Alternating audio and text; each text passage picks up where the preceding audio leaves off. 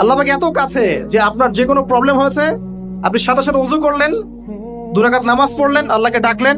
যদি আপনার আমলে শিরিক না থাকে, আকীদা শিরিক না থাকে, আমলে বেদাত না থাকে, আর রিজিকটা হালাল হয়, এখানে সুদ ঘুষ দুর্নীতি না থাকে, ইনশাআল্লাহ সরাসরি আপনার দোয়া কবুল হয়ে যাবে।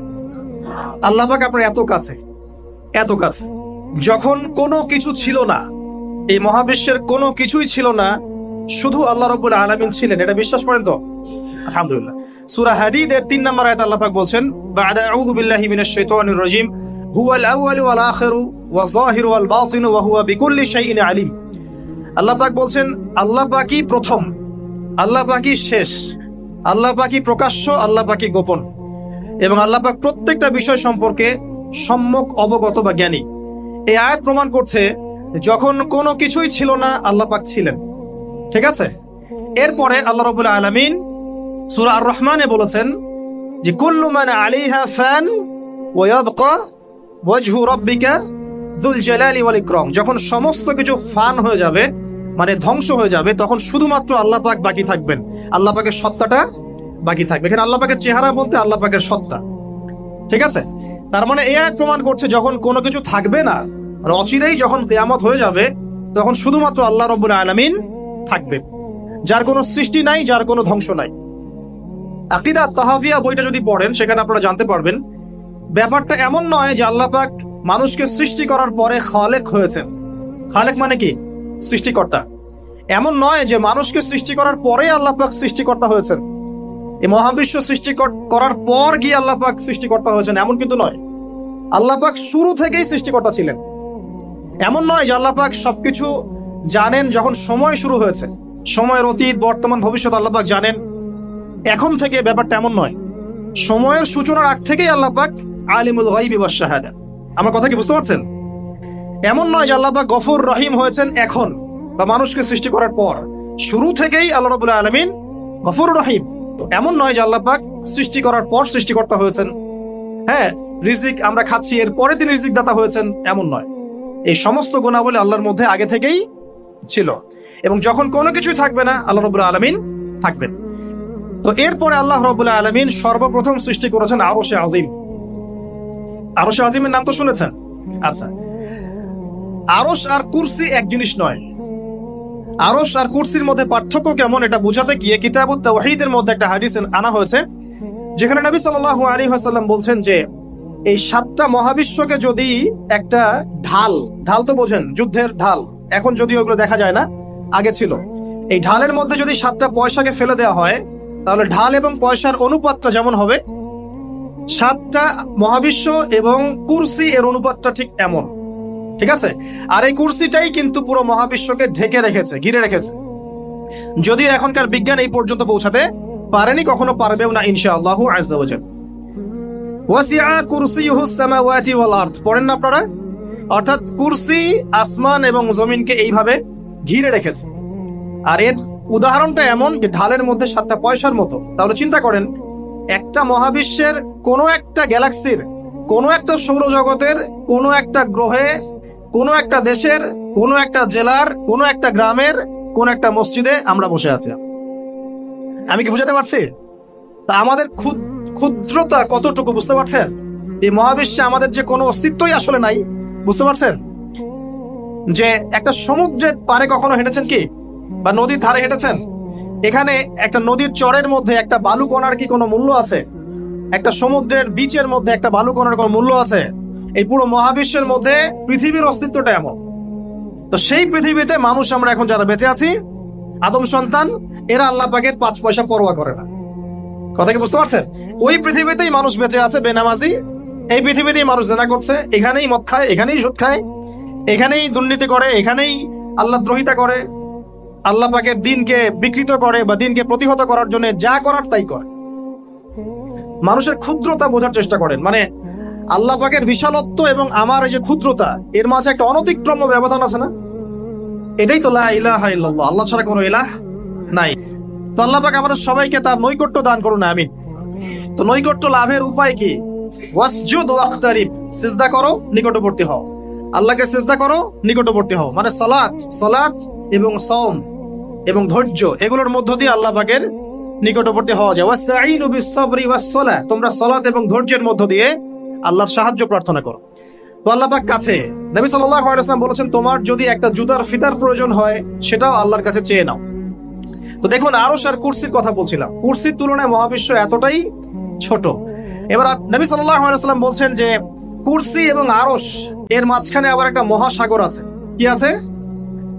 নাসা এখন আবিষ্কার করে নাই বলে আমরা এখন এগুলো বিশ্বাস করি না।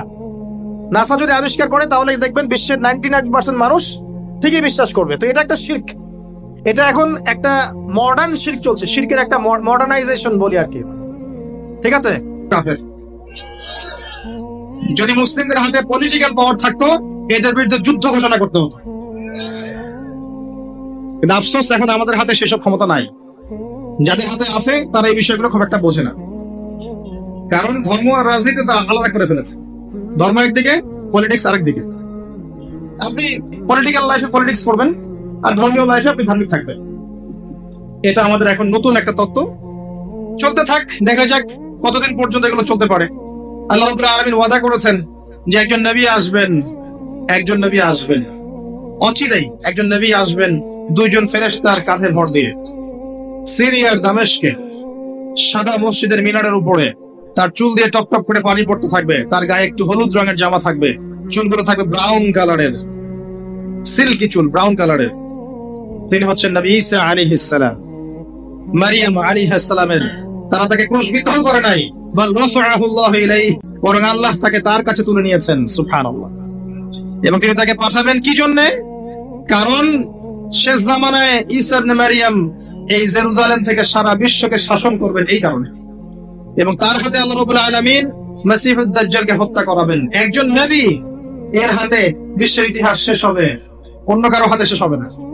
এই বিশ্বের ইতিহাসটা শেষ হবে একজন নবীর হাতে। যতক্ষণ না তিনি আসছেন, যতক্ষণ না সারা ওয়ার্ল্ডে তিনি ইসলামী খেলাফা পুনরায় কায়েম করছেন, ততক্ষণ কিয়ামত হবে না ইনশাআল্লাহ।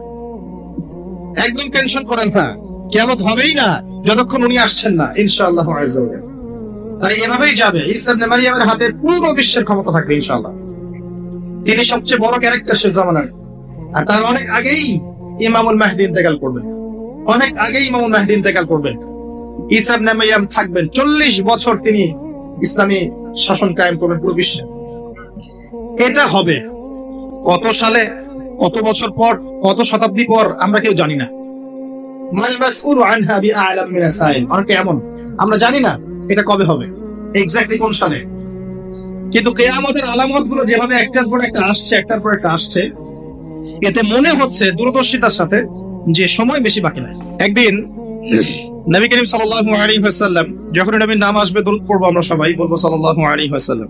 নবী সাল্লাল্লাহু আলাইহি ওয়াসাল্লাম মসজিদের মধ্যে বসে আছেন। তার ইন্তেকালের অল্প কয়েকদিন আগের ঘটনা, এটা হতে পারে 50 দিন বা 60 দিন বা 80 দিন। নবী করিম সাল্লাল্লাহু আলাইহি ওয়াসাল্লাম মসজিদে বসে আছেন, সাহাবায়ে কেরাম রাদিয়াল্লাহু আনহুম তার চারপাশে আছেন। এমন সময় একজন ব্যক্তি মসজিদে প্রবেশ করলো, যে ব্যক্তির গায়ে ছিল ধবধবে সাদা জামা, পরিষ্কার পরিচ্ছন্ন ধবধবে সাদা একটা জামা। দেখেন মসজিদে আসার আদব, আমরা মসজিদে যাই সবচেয়ে নোংরা জামাটা পরে যাই, দেখবেন একটা ছেঁড়া লুঙ্গি, ছেঁড়া গেঞ্জি, ছেঁড়া পাঞ্জাবি, মসজিদে চলে গেলাম। এই ব্যক্তি মসজিদে আসছেন, তার সবচেয়ে সেরা কাপড়টা পরে আসছেন, ধবধবে সাদা জামা পরে আসছেন। আর সাদা পোশাক পরা কিন্তু সুন্নত, জানেন তো? সাদা পোশাক পরা সুন্নত। সাদা পোশাক পরে তিনি মসজিদে আসলেন, ধবধবে সাদা পোশাক, এবং তার চুলগুলো ছিল প্রচন্ড কালো, কুচকুচে কালো, সুন্দর পরিপাটি। তো পরিপাটি থাকা ইসলামের সুন্নত। তিনি এসে নবী সাল্লাল্লাহু আলাইহি ওয়াসাল্লামের কাছে এসে বসলেন। যেভাবে বসলেন তার ব্যাখ্যাটা হাদিসে এসেছে এভাবে, যে হাত্তা জালাসা মা'আন নবী সাল্লাল্লাহু আলাইহি ওয়াসাল্লাম ফাসনাদা রুকবাতাইহি ইলা রুকবাতাইহি ওয়া ওয়াদা'a কাফাইহি আলা ফাখিজাইহি। এই ব্যক্তি নবী সাল্লাল্লাহু আলাইহি ওয়াসাল্লামের কাছে এসে বসলেন, তার হাঁটুর সাথে হাঁটু লাগিয়ে দিলেন। আমরা তাশাহুদে যেমন করে বসি, আত-তাহিয়াতু লিল্লাহি ওয়াস সালাওয়াতু ওয়াত তাইয়্যিবাত, এই সময়ে আমরা যেমন করে বসি, এই ব্যক্তি এভাবে বসলেন, নবীর কাছে এসে বসলেন, হাঁটুর সাথে হাঁটু লাগিয়ে বসলেন। বসে তার দুই হাত আল্লাহ রাসূলের এই যে পা, উরু, এর উপরে রাখলেন। টিচারের কাছে ওস্তাদ, মানে ওস্তাদের কাছে কি স্টুডেন্ট, ছাত্র এসেছে বসতে, আদবটা দেখেছেন? আমরা একটু আদবের সাথে বসবো ইনশাআল্লাহ। আদবের সাথে বসেছেন, বসে নবী সাল্লাল্লাহু আলাইহি ওয়াসাল্লামকে জিজ্ঞাসা করছেন, ইয়া মুহাম্মদ, বলেন সাল্লাল্লাহু আলাইহি ওয়াসাল্লাম, হে মুহাম্মদ সাল্লাল্লাহু আলাইহি ওয়াসাল্লাম, আখবিরনি আনিল ইসলাম। হে মুহাম্মদ সাল্লাল্লাহু আলাইহি ওয়াসাল্লাম, আমাকে ইসলাম সম্পর্কে বলুন। নবী সাল্লাল্লাহু আলাইহি ওয়াসাল্লাম বলেন, আল ইসলাম, ইসলাম হচ্ছে আন তাশহাদা আল্লা ইলাহা ইল্লাল্লাহ ওয়া আন্না মুহাম্মাদান আবদুহু ওয়া রাসূলুহু। ইসলাম হচ্ছে প্রথমত তুমি সাক্ষ্য দিবে আল্লাহ ছাড়া কোনো ইলাহ নেই এবং মুহাম্মদ সাল্লাল্লাহু আলাইহি ওয়াসাল্লাম তার বান্দা এবং রাসূল। এটা প্রথম পিলার, the first pillar of Islam. তাওহীদ, একত্ববাদের সাক্ষ্য দেয়া, এবং রিসালাত, মুহাম্মদ সাল্লাল্লাহু আলাইহি ওয়াসাল্লামের নবুয়তের স্বীকৃতি দেয়া, এটা প্রথম। তারপরে ওয়ান তুকিমুস সালাহ, এবং তুমি সালাত কায়েম করবে, পাঁচ ওয়াক্ত সালাত কায়েম করবে। ওয়া তুতিয়া যাকাত, এবং যাকাত প্রদান করবে, নিসাব পরিমাণ সম্পদ হয়ে গেলেই যাকাত প্রদান করবে। ওয়া তাসুমা রমাদান, এবং রমাদান মাসে সওম পালন করবে, রমজান মাসে সওম পালন করবে, এবং তোমার যদি সামর্থ্য হয় তাহলে বাইতুল্লাহ গিয়ে হজ করবে। এই হলো ইসলাম। ইসলামের পিলার কয়টা ভাই? পাঁচটা। তাওহীদ এবং রিসালাত, অর্থাৎ কালিমা লা ইলাহা ইল্লাল্লাহ মুহাম্মাদুন রাসূলুল্লাহ। দুই নাম্বার সালাত, পাঁচ ওয়াক্ত। সালাত নাই, ইসলাম থেকে নাম কাটা। মান তারাকা সালাতান মুতাআম্মিদান ফাকাদ কাফারা, কেউ যদি সালাত ইচ্ছা করে ছেড়ে দেয়, মুসলিমের লিস্ট থেকে নাম কাটা পড়ে গেছে। জনগণ তাকে হাজী সাহেব বলতে পারে, আল্লাহর লিস্টের নাম নাই, কারণ সে সালাত ছেড়ে দিয়েছে। সালাত ছেড়ে দিলে ইসলামের কোনো পিলার থাকে না। আপনি অন্যান্য গুনাহ করছেন কিন্তু সালাত পড়ছেন, অ্যাটলিস্ট নাম আছে আপনার, মুসলিম আপনি। নামাজ বাদ দিয়ে দিয়েছে, তার ইসলামের লিস্টে তার কোনো নাম নাই। মান তারাকা সালাতান মুতাআম্মিদান ফাকাদ কাফার, সে কুফরি করলো, কাফের হয়ে গেল। বাইনার রাজুলি ওয়া বাইনাশ শিরকি ওয়াল কুফরি তারকুস সালাহ, একজন আল্লাহর বান্দা আর একজন কাফের মুশরিকের মাঝে পার্থক্য হচ্ছে নামাজ। ঠিক আছে ভাই? সালাত নাই, ইসলাম নাই। আচ্ছা, যে টাকা পয়সা ধার করে হজ করতে বলা হয়েছে? বলা হয়নি। হজের সামর্থ্য হলে আপনি হজ করবেন, আর হজ করবেন আল্লাহর তাওহীদ শেখার জন্য, আলহাজ টাইটেল পাওয়ার জন্য নয়। একটা আলহাজ টাইটেল পেয়ে যাব আর মানুষের ঘরে ঘরে গিয়ে বলবো আমি হাজী সাহেব, আমাকে মনোনীত করেন, এই জন্য হজ করবেন না। হজ করবেন আল্লাহর সন্তুষ্টির জন্য, ইব্রাহিম আলাইহিস সালামের সুন্নাহ তরিকা শেখার জন্য। ওই যে কাবা ঘর কার সুন্নতের সাথে জড়িত? ইব্রাহিম আলাইহিস সালাম। ওই যে কুরবানি করছি আমরা, কার সুন্নতের সাথে জড়িত? ইব্রাহিম এবং ইসমাঈল আলাইহিস সালাম। সাফা মারওয়া সাই করছেন, কার সুন্নত? তার স্ত্রী ইসমাঈল এবং হাজারা আলাইহিস সালাম। সবকিছু দেখবেন তাদের সাথে সম্পৃক্ত। শয়তানকে পাথর মারা, কার সুন্নাহ? ওই যে ইব্রাহিম আলাইহিস সালাম। ইব্রাহিমী তাওহীদের একত্ববাদের চেতনা শিখতে হয় হজে গিয়ে। এটা আইওয়াশ করার নাম নয়, আলহাজ টাইটেল নেওয়ার জন্য নয়। আল্লাহ পাক বোঝার তৌফিক দান করুন। মানুষের আমলের মধ্যে যদি রিয়া থাকে, রিয়া, এই আমলগুলোকে আল্লাহ পাক ধুলো বানিয়ে উড়িয়ে দিবেন। আর রিয়া কি জিনিস? মানুষকে দেখানোর জন্য মানুষ আমল করা, মানুষ জানুক যে আমি অনেক বড় আলেম, অনেক বড় দায়ী, অনেক বড় বক্তা, অনেক বড় মুফাসসির, অনেক বড় হাফেজ, অনেক বড় বুজুর্গ। মানুষ আমাকে এটা মনে করুক। অন্যকে দেখানোর জন্য আমল করার সাথে সাথেই আপনার আমল নষ্ট হয়ে যাবে। আর এটা এত সূক্ষ্ম, যেটা সম্পর্কে নবী সাল্লাল্লাহু আলাইহি ওয়াসাল্লাম বলেছেন, অন্ধকার রাতে কালো পাথরের উপরে কালো পিঁপড়া যদি হেঁটে যায়, বোঝার চেষ্টা করে, অন্ধকার রাতে কালো একটা পাথর, এর উপর কালো পিঁপড়া হেঁটে যাচ্ছে, বোঝা যাবে? তার শব্দ কি দেখা যাবে, শোনা যাবে? রিয়াটা এমন সূক্ষ্ম, বোঝা যায় না। যদি এটা মনের মধ্যে চলে আসে, এই দোয়াটা পড়তে পারেন, আল্লাহুম্মা ইন্নী আউযু বিকা আন উশরিকা বিকা ওয়া আনা আ'লাম ওয়া আস্তাগফিরুকা লিমা লা আ'লাম। ইনশাআল্লাহ আল্লাহ পাক মাফ করে দিবেন। অর্থ হচ্ছে, আল্লাহ, আমি তোমার সাথে জানা এবং অজানা শিরক থেকে তোমার কাছে ক্ষমা চাচ্ছি। আমি জেনে যে শিরকগুলো করেছি এ থেকেও ক্ষমা চাচ্ছি, যেটা না জেনে করেছি, এই যে গোপন শিরক, রিয়া করেছি, এ থেকেও মাফ চাচ্ছি। আল্লাহ পাক ইনশাআল্লাহ মাফ করে দিবেন। এই পাঁচটা হচ্ছে ইসলামের পিলার। আর ইসলাম একমাত্র দিন যেটা আল্লাহর কাছে কবুলিয়ত পেয়েছে। অন্য কোন দিন কি আল্লাহর কাছে গ্রহণযোগ্য? এর উত্তর কে দিবে? আল্লাহই দেখ। আল্লাহ পাকের কাছেই শুনেন। আল্লাহ পাক সূরা আলে ইমরানের মধ্যে বলেছেন, ইন্নাদ দীনা ইনদাল্লাহিল ইসলাম। ইন্নাদ দীনা ইনদাল্লাহিল ইসলাম। আল্লাহর কাছে একমাত্র গ্রহণযোগ্য দিনের নাম কি? ইসলাম। দিন মানে কি? দিন মানে কি ধর্ম, না দিন মানে একটা জীবন ব্যবস্থা? ইসলাম কি একটা শুধু ধর্মের নাম, না ইসলামের প্রত্যেকটা বিষয়ের সমাধান আছে? কোনটা? ধর্মের সমাধান ইসলামে নাই? কিভাবে আমল করতে হবে ইসলামে নাই? কিভাবে তাওহীদ পালন করতে হবে নাই? কেমন করে সুন্নত স্টাইলে জীবনযাপন করবো নাই? কেমন করে ব্যবসা করবো আছে না নাই? কেমন করে চাকরি বাকরি করবো আছে না নাই? কেমন করে সমাজ চালাবো ইসলামে আছে না নাই? কেমন করে বিশ্ব চালাবো ইসলামে আছে না নাই? কেমন করে অর্থনীতি চালাবো আছে না নাই? কি নাই ইসলামে? কি নাই ইসলামে? মিশকাতুল মাসাবিহ একটা বই আছে না হাদিসের, এই বইয়ের মধ্যে একটা অধ্যায় আছে দেখবেন, মাথার চুল আঁচড়ানোর অধ্যায়। কি অধ্যায়? মাথার চুল কিভাবে আঁচড়াতে হয় এটাও ইসলাম শিখিয়ে দিয়েছে। সুবহানাল্লাহ। অধ্যায় দেখবেন হায়েজ নিফাস অধ্যায়। হায়েজ নিফাস তো বোঝেন, হায়েজ নিফাসের মতো বিষয়ে অধ্যায় রচনা করা হয়েছে এবং এখানে হেদায়েত দেওয়া হয়েছে। অধ্যায় আছে বাথরুম যাওয়া অধ্যায়, মানে ইস্তেঞ্জা করা অধ্যায়, কিভাবে আপনি ইস্তেঞ্জা করবেন, কিভাবে পেশাব পায়খানা করবেন ইসলামে দেয়া আছে। অধ্যায় আছে খাবার খাওয়া অধ্যায়, কিভাবে আপনি খাবার খাবেন, কতটুকু খাবেন, খাওয়ার আগে কি বলবেন, পরে কি বলবেন লেখা আছে।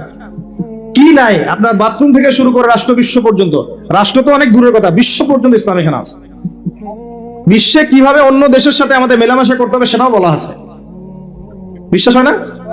আল্লাহ সূরা মাইদায় বলেছেন 51 নম্বর আয়াতে, ইয়া আইয়ুহাল্লাযীনা আমানু, হে মুমিনগণ, লা তাত্তাখিযুল ইয়াহুদা ওয়ান নাসারা আউলিয়া, ইহুদি এবং নাসারাদেরকে বন্ধু রূপে গ্রহণ করো না, আউলিয়া রূপে গ্রহণ করো না। এটা ওয়ার্ল্ড অ্যাফেয়ার্স না? বুঝেন কথা? বা'দুহুম আউলিয়াউ বা'দ, এরা একে অপরের বন্ধু। বিশ্বের মধ্যে একটা শক্তি আছে না একে অপরের বন্ধু, ইহুদি খ্রিস্টানদের, যারা প্যালেস্টাইন দখল করে আছে, এদেরকে জায়নিস্ট বলা হয়। আল্লাহ পাক এদের সাথে বন্ধুত্ব করতে নিষেধ করেছেন। তাহলে কোরআনের মধ্যে ভূরাজনৈতিক বিষয় নাই? কি নাই? সব আছে। একজন মানুষ বিশ্বাস করে কোরআনের সব আছে, হাদিসের সব আছে, ইসলামের সব আছে, কিন্তু আমল করতে গিয়ে পারে না, এই ব্যক্তিকে আল্লাহ পাক মাফ করতে পারেন না? পারেন ইনশাআল্লাহ। আর একজন ব্যক্তির বিশ্বাসই হয় না যে ইসলামে সব আছে, সে মনে করে ইসলাম এই যুগে চলে না ওই যুগে চলতো, সে মনে করে যে ইসলামে কোরআনে সবকিছু নাই, আংশিক বিষয় আছে, এগুলো আমরা ডিল করব। ভূরাজনৈতিক প্রেক্ষাপট, অর্থনীতি, সামাজিক নীতি, পলিটিক্স, এগুলো আমরা ডিল করব। ইসলাম হচ্ছে তসবিহবাদী হয়, দেখবেন সে মনে শান্তি পাবে না। তো ইসলাম মানে কি ভাই? আত্মসমর্পণের মাধ্যমে শান্তি অর্জন করা। আল্লাহ পাক যদি আপনাকে বলেন 5 ওয়াক্ত সালাত পড়তে হবে, আপনি কি জিজ্ঞাসা করবেন কেন পড়বো, যুক্তি কি, বিজ্ঞান কি এর পিছনে জিজ্ঞাসা করবেন? যুক্তি বিজ্ঞান দর্শন সব সমস্যার সমাধান দিতে পারে? পারে? আমরা তো মনে করি পারে।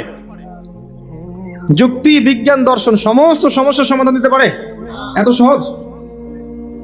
আমরা যে বেঁচে আছি, আমাদের দেহের মধ্যে একটা রূহ আছে, আছে আত্মা আছে। আত্মার সংজ্ঞা দিতে পেরেছে বিজ্ঞান, দর্শন, যুক্তি দিতে পেরেছে? আত্মা কাকে বলে, কত প্রকার, কি কি, কঠিন না তরল না বায়বীয় বলতে পেরেছে? সুবহানাল্লাহ। অথচ আত্মা বলে কি কিছু নাই? এই যে গাছের প্রাণ আছে, এই প্রাণ একটা রূহ না, আত্মা না? একটা পিঁপড়ার মধ্যে আত্মা আছে না? একটা পশু পাখির মধ্যে আত্মা আছে না? কিছু একটা তো আছে যার জন্য জীবিত আছে। যখন ডেড তখন কিছু একটা নাই যেটা তার মধ্যে ছিল। কি ছিল না? আত্মা, রূহ, সোল, এটা সংজ্ঞা দিতে পারবে? পারবে না। ফিলোসফিতে আমরা যতগুলো তত্ত্ব পড়েছি, কেউই আজ পর্যন্ত আত্মার সঠিক ডেফিনেশন দিতে পারে নাই।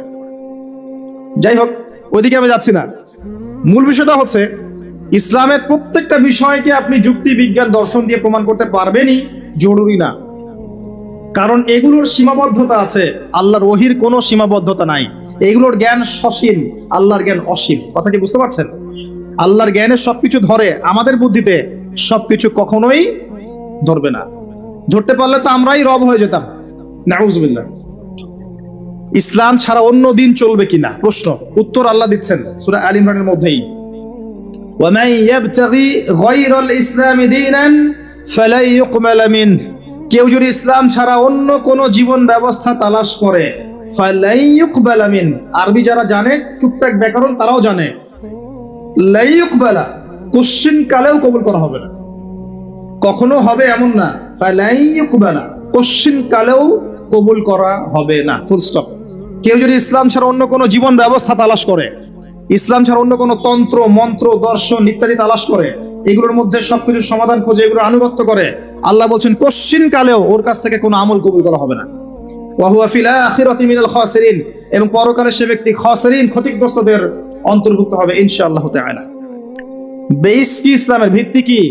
কোরআন এবং হাদিস। যদি কেউ বলে আমি কোরআন মানি হাদিস মানি না, সুস্পষ্ট কাফের। কেউ যদি বলে আমি কোরআন মানি নবীর হাদিস মানি না, সুস্পষ্ট কাফের, কোনো সন্দেহ নাই। সন্দেহ আছে? কোরআন এবং হাদিস এই দুটো পিলারের উপরে দাঁড়িয়ে আছে ইসলাম। ইজমা কিয়াস আছে, কিন্তু মূল থিম হচ্ছে কোরআন এবং হাদিস, এর উপর দাঁড়িয়ে আছে ইসলাম। এটাই একমাত্র দিন আল্লাহর কাছে যেখানে সমস্ত বিষয়ের সমাধান আছে। এর বাইরে অন্য কোনো দিন কেউ যদি খোঁজে কোশ্চিনকালেও কবুল করা হবে না। এবং আরো একটা শর্ত আছে, কোরআন এবং হাদিস যেভাবে নবীজি বুঝেছেন, তার সাহাবীরা বুঝেছে, ওইভাবেই বুঝতে হবে, নতুন কোনো বুঝ চলবে না। কথা কি বুঝতে পারেন নাই? কোরআন এবং হাদিসের কিছু ব্যাখ্যা আছে না, এই ব্যাখ্যাগুলো নিজে মন গড়া করব না নবীর ব্যাখ্যা নিব? একটা আয়াত আছে কোরআনের মধ্যে, তোমরা সেহরি করো, পানাহার করো, যতক্ষণ না সাদা সুতা কালো সুতা থেকে আলাদা করা যায়। এখন কি আপনি রাতের বেলা সুতা নিয়ে বসে থাকবেন আর খাওয়া দাওয়া করবেন? কি করবেন? সাদা সুতা কালো সুতা পার্থক্য না করা পর্যন্ত কি খাওয়া দাওয়া করবেন? কি বুঝিয়েছেন আল্লাহ পাক এখানে? এই ব্যাখ্যাটা কে দিবে? আমি দিব না নবী দিবেন? একজন সাহাবী সুতা নিয়ে বসে আছেন, খাওয়া দাওয়া করছেন, এদিকে সুবহে সাদিক পার হয়ে গেছে। নবীজি পরে ডেকে বুঝালেন আসলে এর ব্যাখ্যা এটা নয়। এখানে আল্লাহ পাক রাতের অন্ধকার আর সুবহে সাদিক বুঝিয়েছেন, সাদা সুতা কালো সুতা। কে ব্যাখ্যা করলেন? নিজে স্বয়ং নবী সাল্লাল্লাহু আলাইহি ওয়াসাল্লাম। আরবি জানার পরেও, আরবি জাতীয়তাবাদে থাকার পরেও, আরবি ভাষা বোঝার পরেও সাহাবী ব্যাখ্যা করতে পারলেন না। আর এত সহজ আপনি অনুবাদ পড়ে ইসলামের ব্যাখ্যা করে ফেললেন। অনুবাদ পড়েই, তাফসির পড়ে কোরআন হাদিস নতুন নতুন মন গড়া ব্যাখ্যা করা শুরু করলেন। কোরআন এবং হাদিসের ওই ব্যাখ্যাই নিতে হবে যে ব্যাখ্যা সাহাবী করেছেন অথবা নবী সাল্লাল্লাহু আলাইহি ওয়াসাল্লাম করেছেন, প্রমাণিত। তাদের থেকে আসতে হবে। নিজের মন গড়া কোনো ব্যাখ্যা চলবে না, তবে ইস্তেহাদ চলবে। কি চলবে? ইস্তেহাদ মানে একটা মাসআলা দেয়া আছে, এই মাসআলার আলোকে আপনি অন্যান্য মাসআলা বের করতে পারবেন। যেমন আল্লাহ পাক বলেছেন মাদক খেও না, মাদক খেও না, এটা হারাম, ছেড়ে দাও। আচ্ছা, এখন এখানে তো কোরআনে তো সিগারেট শব্দ নাই, এখানে তো ইয়াবা শব্দ নাই, এখানে তো এই যে ফেন্সিডিল শব্দ নাই, গাঁজা শব্দ নাই, আফিম নাই, যেগুলো আপনাদের এখানে চাষ হয়, তাই না? তামাক নাই, এগুলো নাই। তো কোরআনে যেহেতু নাই, তাহলে খাওয়া যাবে। ব্যাপারটা কেমন? কোরআনে মূলনীতি দেওয়া আছে না? এখন যে কোনো বস্তুই যাই মাদকতা সৃষ্টি করবে সেটাই হারাম, সিম্পল। এই যে ইস্তেহাদ করলেন আপনি, এটার অপশন আছে, এর দরজা খোলা আছে, কিন্তু নতুন মন করা ব্যাখ্যা চলবে না। অন্যান্য সমস্ত ধর্মের ভালো ভালো জিনিসগুলোকে নিয়ে নতুন একটা ধর্ম চালু করলেন আর সবাইকে ওইদিকে ডাকছেন। এইসব তন্ত্রমন্ত্রে ইসলাম বিশ্বাস করে না। চূড়ান্ত সঠিক রিলিজিয়ন ইসলাম, এখানে সমস্ত কিছু সমাধান আছে, এখানেই সবকিছু আছে, এর বাইরে কিচ্ছু নাই। হ্যাঁ, ইসলামের কল্যাণের সাথে যদি কোনো কিছু মিলে যায়, ওই বিষয়টা নিতে আমাদের কোনো আপত্তি নেই, কিন্তু কোরআন সুন্নাহর মূলনীতির সাথে কোনো কিছু যদি না মেলে, সেটা মানতে মুসলিমরা কোশ্চিনকালেও বাধ্য নয়। এবং তালগোল পাকিয়ে সমস্ত ধর্মের কিছু নিয়ে একটা নতুন ধর্ম তৈরি করার অধিকার আল্লাহ কাউকে দেন নাই। এটা একটা প্রবৃত্তির দাসত্ব, নতুন ধর্ম। এটা একটা মানব সৃষ্ট ধর্ম। যে ব্যক্তি এগুলোতে বিশ্বাস করবে, সে ইসলাম থেকে খারিজ হয়ে যাবে ইনশাআল্লাহ। ওয়া হুয়া ফিল আখিরাতি মিনাল খাসিরিন। খুব সতর্ক থাকবেন। কোরআন সুন্নাহে যা আছে চূড়ান্ত, এর বাইরে কিচ্ছু নাই হকের, এর বাইরে আসলে কিছু নাই, এটাই চূড়ান্ত। যদি কোনো কিছু মিলে যায় কোরআন সুন্নাহর সাথে, মানতে আপত্তি নাই। নতুন করে কিতাব আসবে, আর কোন নবী আসবেন? এবার আসেন যে টপিকটা দিয়েছেন ওখান থেকে কথা বলি। নবী সাল্লাল্লাহু আলাইহি ওয়াসাল্লাম বলেছেন কিয়ামতের আগে শেষ জামানায় 30 জন ভণ্ড নবীর আগমন ঘটবে। কতজন? তার মধ্যে 4 জন হবে মহিলা। 4 জন কি হবে? মহিলা। 30 জন ভণ্ড নবীর আগমন ঘটবে কিয়ামতের আগে আগে। একজন তো আমাদের কন্টিনেন্টেও আছে, আছে না? নাম বলবো? নাম বলতে আমার ঘৃণা লাগে, এই জন্য নাম বলি না। মুহাম্মদ সাল্লাল্লাহু আলাইহি ওয়াসাল্লামের পরে কেউ যদি নবুয়ত দাবি করে এবং কেউ যদি তাদেরকে অনুসরণ করে এবং এই ধর্মে কাউকে দীক্ষিত করায়, কোনো সন্দেহ নাই এ ব্যক্তি সুস্পষ্ট কাফের। যদি মুসলিমদের হাতে পলিটিক্যাল পাওয়ার থাকতো, এদের বিরুদ্ধে যুদ্ধ ঘোষণা করতে হতো। কিন্তু আফসোস, এখন আমাদের হাতে সেসব ক্ষমতা নাই। যাদের হাতে আছে তারা এই বিষয়গুলো খুব একটা বোঝে না, কারণ ধর্ম আর রাজনীতি তারা আলাদা করে ফেলেছে। ধর্ম একদিকে, পলিটিক্স আরেক দিকে। আপনি পলিটিক্যাল লাইফে পলিটিক্স করবেন আর ধর্মীয় লাইফে আপনি ধার্মিক থাকবেন। এটা আমাদের এখন নতুন একটা তত্ত্ব। চলতে থাক, দেখা যাক কতদিন পর্যন্ত এগুলো চলতে পারে। আল্লাহ রাব্বুল আলামিন ওয়াদা করেছেন যে একজন নবী আসবেন, একজন নবী আসবেন, অচিরেই একজন নবী আসবেন 2 জন ফেরেশতার কাঁধে ভর দিয়ে। সিরিয়ার দামেস্কে সাদা মসজিদের মিনারের উপরে তার চুল দিয়ে টপটপ করে পানি পড়তে থাকবে, তার গায়ে একটু হলুদ রঙের জামা থাকবে, চুলগুলো থাকবে ব্রাউন কালারের, সিল্কি চুল, ব্রাউন কালারের। তিনি হচ্ছেন নবী ঈসা আলাইহিস সালাম। মারিয়াম আলাইহিস সালামের, তারা তাকে ক্রুশবিদ্ধ করে নাই, বাল রাফাআহুল্লাহু ইলাইহি, বরং আল্লাহ তাকে তার কাছে তুলে নিয়েছেন, সুবহানাল্লাহ। এবং তিনি তাকে পাঠাবেন কি জন্য? কারণ শেষ জামানায় ঈসা ইবনে মারিয়াম এই জেরুজালেম থেকে সারা বিশ্বকে শাসন করবেন এই কারণে। এবং তার হাতে আল্লাহ রাব্বুল আলামিন মসিহুদ দাজ্জালকে হত্যা করাবেন। একজন নবী, এর হাতে বিশ্বের ইতিহাস শেষ হবে, অন্য কারো হাতে শেষ হবে না। এই বিশ্বের ইতিহাসটা শেষ হবে একজন নবীর হাতে। যতক্ষণ না তিনি আসছেন, যতক্ষণ না সারা ওয়ার্ল্ডে তিনি ইসলামী খেলাফা পুনরায় কায়েম করছেন, ততক্ষণ কিয়ামত হবে না ইনশাআল্লাহ। একদম টেনশন করেন না, কিয়ামত হবেই না যতক্ষণ উনি আসছেন না, ইনশাআল্লাহ আযজা ওয়া জাল্লা। তাই এভাবেই যাবে, ঈসা ইবনে মারিয়ামের হাতে পুরো বিশ্বের ক্ষমতা থাকবে ইনশাআল্লাহ। তিনি সবচেয়ে বড় ক্যারেক্টার শেষ জামানার। আর তার অনেক আগেই ইমামুল মাহদী ইন্তেকাল করবেন, অনেক আগেই ইমামুল মাহদী ইন্তেকাল করবেন। ঈসা ইবনে মারিয়াম থাকবেন 40 বছর, তিনি ইসলামী শাসন কায়েম করবেন পুরো বিশ্বে। এটা হবে কত সালে, কত বছর পর, কত শতাব্দী পর আমরা কেউ জানি না। মাল মাসউল আনহা বিআলাম মিনাস সাইল, অনেক এমন আমরা জানি না এটা কবে হবে, এক্স্যাক্টলি কোন সালে। কিন্তু কিয়ামতের আলামতগুলো যেভাবে একটার পর একটা আসছে, একটার পর একটা আসছে, এতে মনে হচ্ছে দূরদর্শিতার সাথে যে সময় বেশি বাকি নাই। একটা বিষয়ের আলামত প্রকাশ পেলে মানুষ বুঝতে পারে না যে একটা বিষয় ঘটতে যাচ্ছে। একজনের ক্যান্সার হয়েছে মনে করেন, নাউজুবিল্লাহ, ক্যান্সার হয়েছে, সে অসুস্থ হয়েছে, আস্তে আস্তে আরেকটু অসুস্থ হচ্ছে, তারপর আরেকটু অসুস্থ হচ্ছে, এক পর্যায়ে লাস্ট স্টেজে চলে গেছে। তখন ডাক্তার বুঝতে পারে না যে ইনার হাতে বেশি সময় নাই। কথা বোঝা যায়? যখন এমন ভাবে সাইনগুলো একটার পর একটা আসতে থাকে, আমরা অনুমান করে ফেলি না, একটা এস্টিমেট করি না যে সম্ভবত সময় বেশি নাই, এই ব্যক্তি বেশি দিন বাঁচতে পারবে না, হয়তো শেষ স্টেজে আছে, ক্যান্সার ধরা পড়েছে, সে একদম শয্যাশায়ী, মৌতের আলামত প্রকাশ পাচ্ছে। তাহলে কি আপনি বলতে পারবেন না যে তার সময় হয়তো বা সন্নিকটে চলে এসেছে? এটা বলা কি গায়েব জানা হলো? এটা গায়েবের খবর বলা হলো? এটা আপনার দূরদর্শিতা, এটা আপনার হিকমা, আপনার প্রজ্ঞা, আপনার দূরদর্শিতা, আপনার বাসীরা। তো এই বাসীরা চর্চা করা কি নাজায়েজ? আমরা হাদিসটা শেষ করি, তারপর দেখবেন নবী সাল্লাল্লাহু আলাইহি ওয়াসাল্লাম কি করেছেন। আমি বলতে চাচ্ছি, বিশ্ব এখন যে অবস্থায় আছে, আস্তে আস্তে আলামতগুলো আরো বাড়বে এবং শেষটা হবে একজন নবীর হাতে, যিনি পৃথিবীকে শাসন করবেন, একজন বাদশা হিসেবে শাসন করবেন। একজন নবী হবেন এই বিশ্বের শেষ রাজনীতিবিদ। আপনি কি বলছেন? রাজনীতি এক জিনিস আর ধর্ম এক জিনিস। একজন নবী হবে এই বিশ্বের শেষ পলিটিশিয়ান, দেখে নিয়েন। তার নাম কি? নবী ঈসা ইবনে মারিয়াম। ও ওয়ার্ল্ড ব্যাংক কিছুই করতে পারবে না তাকে, ইউনাইটেড নেশনস তার কোনো ক্ষতি করতে পারবে না, ওই ন্যাটো তার কোনো ক্ষতি করতে পারবে না, ওই ইসরায়েল তার কোনো ক্ষতি করতে পারবে না, পশ্চিমা সবাই একত্রিত হয়ে ওর কোনো ক্ষতি করতে পারবে না ইনশাআল্লাহ তাআলা। আল্লাহ পাক তাকে মদদ করবে, সাহায্য করবে। কে আছে তাকে ঠেকাবে? কে আছে তাকে ঠেকাবে? কেউ নাই। তো এটা হবে ইনশাআল্লাহ। ওই সময় কারা বেঁচে থাকবে আল্লাহু আ'লাম।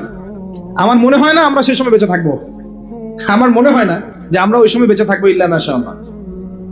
এটার জন্য অনেক সময় পড়ে আছে। আমরা অন্যদিকে আসেন। এখানে একটা বিষয় আপনাকে ক্লিয়ার করা হলো যে কোরআন এবং হাদিস ইসলামের মূল মানদণ্ড। এটার উপর 5টা পিলার দাঁড়িয়ে আছে: সালাত, তার আগে তাওহীদ এবং সুন্নাহ, যাকাত, রমাদানের সাওম এবং হজ। এটাকে নিয়ে একটা ইসলাম দিন, কমপ্লিট কোড অফ লাইফ, জীবনের সব ক্ষেত্রে সমাধান আছে। এর বাইরে অন্য কোনো দিন